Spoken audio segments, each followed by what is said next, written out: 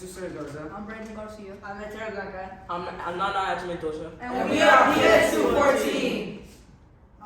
We're in 7th grade and our class is 703 and our teachers are Miss Abraham and Miss Singh.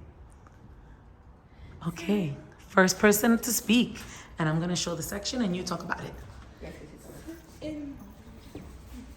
Today we will be presenting Today we will be discussing our project on the effect of soil on plant growth. We started this project on April 24th as a way to discuss how we can make our schoolyard more beautiful and attract more pollinators to it.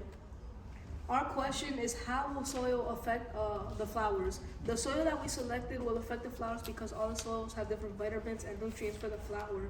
And the soil that we selected was black cow manure. And this leads us to our hypothesis/prediction. There's 2 independent variables and 1 dependent variable. And our first independent variable is we think that if we plant butterfly and wildflower seeds in the box and black cow soil, it will grow quickly because of how much nutrients it has. And our dependent variable is our germination rates of the plants. And we call this the dependent variable because we watered it the same, gave it the same sunlight, and left it in the same area throughout May 4th. And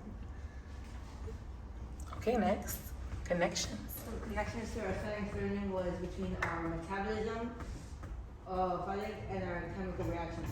So metabolism is when our chemical reactions in our bodies release energy like we need to glucose and oxygen, and chemical reactions that lead to photosynthesis Because we breathe them in, and this ties back to why we started this whole project in the first place. But we need plants to live and survive because the plants make the glucose from the energy we get, and our plants make the oxygen that we breathe. So we need them. And our pollinators help the plants. So by helping the plants, we're helping ourselves too. Oh, okay. All right, sounds good. Next person. What part is next? We did our materials procedures.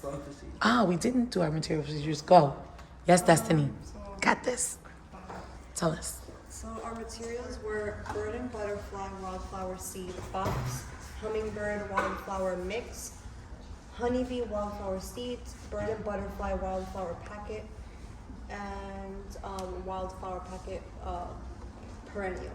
Our soil types that we used were topsoil, mushroom compost, black cow manure, mixed soil, mixed with 1 or 2 above. Okay. And basically, give us your procedures in your own words. Don't read all this. Just tell us. What'd you do? So for procedure 1, What'd you do? How do we get all these beautiful plants that are here? What do we do first? Help us out.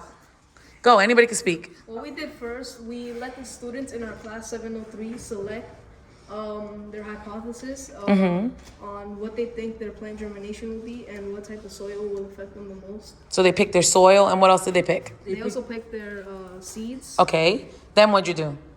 Then we water. We're at 416, just so you know. We water the plants. We water the plants.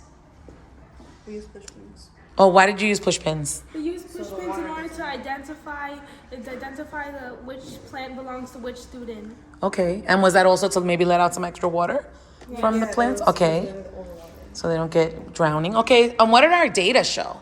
Our data results, table of graphs and data and analysis, C-type, What stood out the most, Jesus? uh, Look at the 2 graphs. germination using different soils. Well, for black cow, 16 of those plants germinated. Then for mushroom compost, 16 as well germinated. Then for mixed soil and topsoil were the highest soils to germinate out of all of them. And then for the germination using different type seeds were bird and butterfly.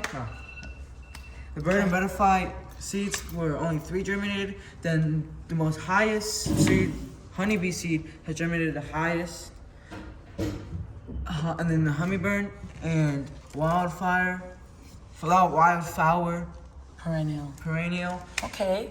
All right. So what does all this mean, guys? Tell us about your project. Who's giving us the conclusion? What did you learn from all this? Well, we learned that What did you learn? So that would probably be your conclusion, We right? learned about most of the. We learned about how the germination using all the different soils and how like most of them grew and germinated. We should talk about this right here. Oh, pollination. Why? Yeah, sure. Go ahead, Anna. Oh, Liliana. Go ahead.